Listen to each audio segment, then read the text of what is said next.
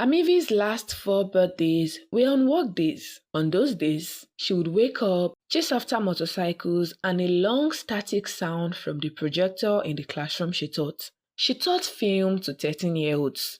Amivi was determined this birthday wouldn't be like the past ones. But nothing was happening. She would love to visit the royal palaces of Abomey, Gonvier, and Benin's vibrant markets. But her CFA Frank wouldn't take her anywhere except from her house to work. So, when she heard two women whispering about the Museum of Borrowed Futures over watery drinks, she leaned in as much as she could, without rushing to the women as she would have loved to do. They said it is a place for borrowed people, situated in a corner between her work and house. People go there to borrow someone's life, just for a day. It seemed so unbelievable to Amivi. Surely, it's a scam or a lie. Who would do such? But the women's voices were too serious for that, except they were insane. Amivi went about her day, but the name, the Museum of Borrowed Futures, stayed with her like a fingerprint pressed against her spine. She chose to walk back home after work, ignoring that the real truth was that she was hoping to find the museum. It took her hours, but she found it at night, after hours of walking. After the rain began and ended twice. No signs, no plague,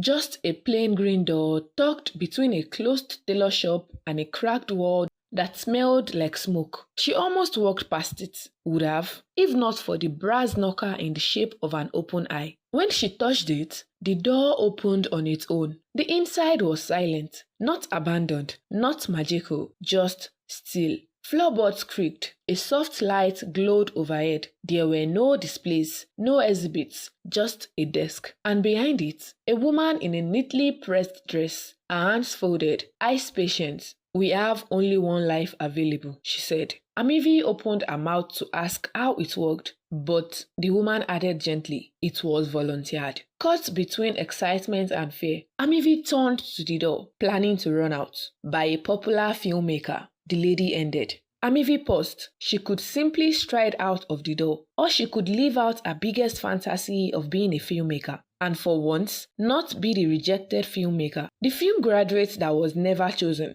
the grants she never won, the scripts no one read. This could be her biggest moment, or her largest nightmare.